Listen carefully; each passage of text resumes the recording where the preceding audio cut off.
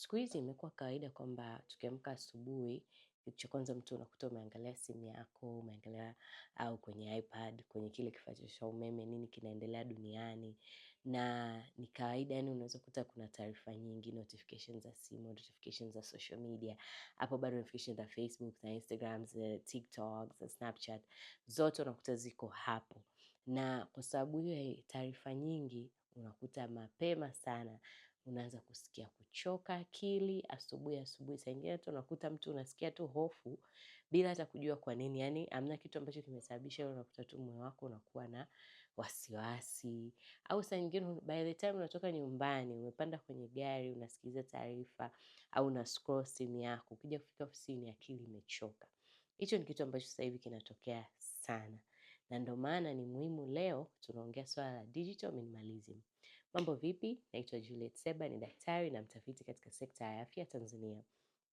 Kwa hiyo tatizo linaanza kwamba sasa hivi tunatumia muda mwingi sana kwenye simu, tunatumia muda mwingi sana kutafuta taarifa. Na internet imefanya mambo yawe rahisi kwamba unaweza kupata taarifa za dunia. Sasa hizi kuna mambo ya Epstein Files, kuna mambo ya mabomu ambayo yanalipuliwa huko Dubai, wapi Iran, nchi mbalimbali, kuna mambo yanaendelea hapa Tanzania kwenye nchi yetu, kuna taarifa za udaku, kuna taarifa za umbea, kuna nini. Kwa hiyo kuna mambo mengi ambayo kwa muda mfupi yanaingia kwenye akili yako, na ni rahisi sana kusikia umechoka. Ni rahisi sana akili yako kusikia saa nyingine hutaki kufanya kitu kingine chochote kwa sababu tu akili imechoka. Lakini kitu cha pili, focus yako inapungua au uwezo wako ufanisi kazini unakuta unapungua. Ndio ile dalili nyingine unaweza kutoa kwamba kila saa ukikaa ukitaka kuconcentrate kusoma au kufanya kazi, yani kuna kama vile huwezi kukaa mbali na simu yako, huwezi kukaa mbali na simu au kile kifaa ambacho kitakufanya tu uingie kwenye social media kutafuta taarifa. Na hiyo kwa neno jingine huwa inaitwa nomophobia, kwamba ni ile fear ya kukaa mbali na simu yako au iPad au kifaa ambacho wewe kinakupa taarifa. Ni addiction.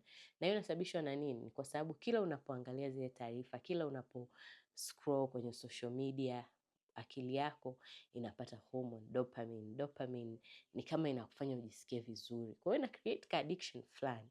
Lakini sasa tatizo ni kwamba ubongo au akili yetu haukutengenezwa kupokea taarifa nyingi kwa wakati mmoja.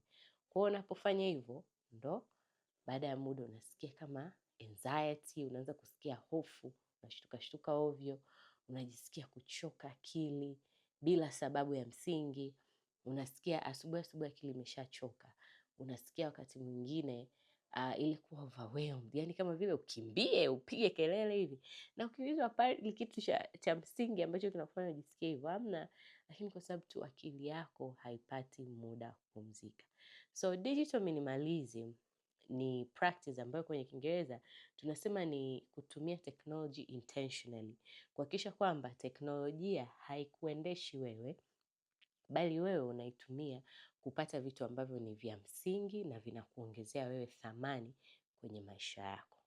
Ni kama ukienda kwenye sherehe ukakuta ile buffet la chakula, au sasa hivi muda wa Ramadhan na muda wa Kwaresma ukienda kwenye sehemu ya iftar ukakuta buffet, huwezi kula vile vitu vyote, utavimbiwa.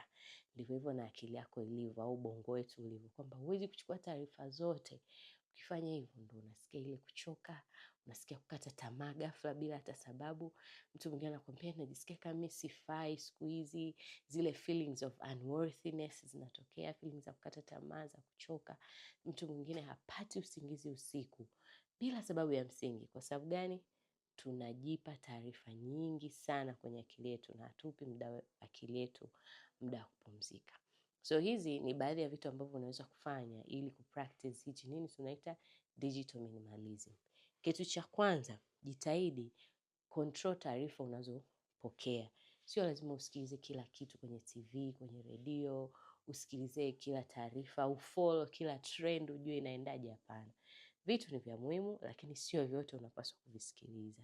Kwa hiyo unaweza ukalimit kwamba mimi kuna muda ambao nitaangalia hizo taarifa lakini kuna muda ambao sitaangalia. Kitu cha pili, notifications zile za simu rafiki yangu. Yaani nakupa vitu practical tu. Zile notifications za simu. Ndugu yangu na notification WhatsApp, Instagram, TikTok, Snapchat, kule Twitter, X.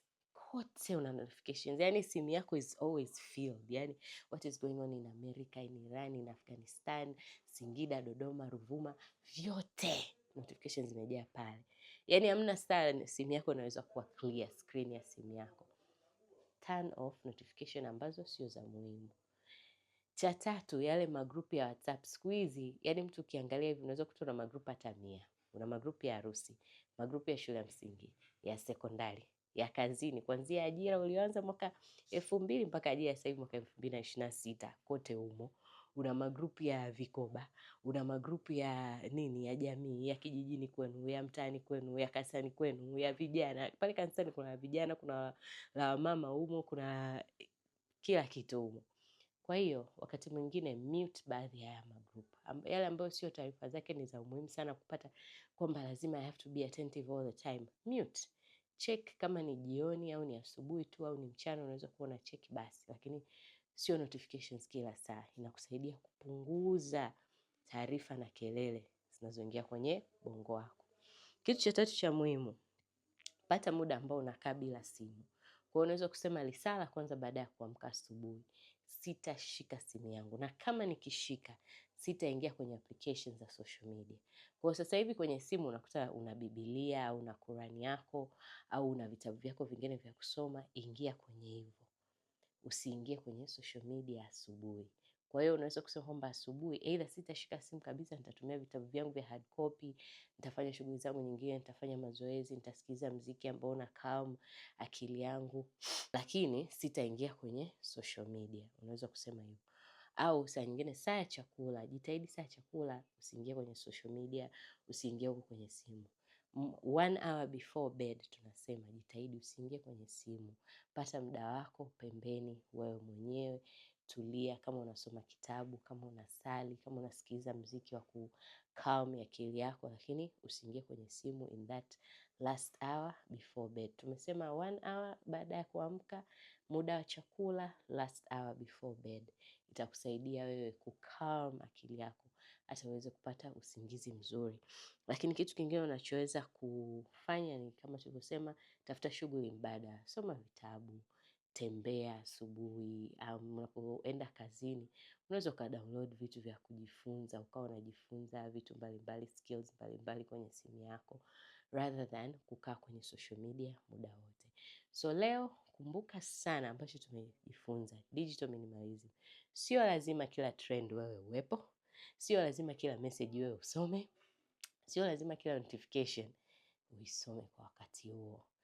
Give your mind a rest.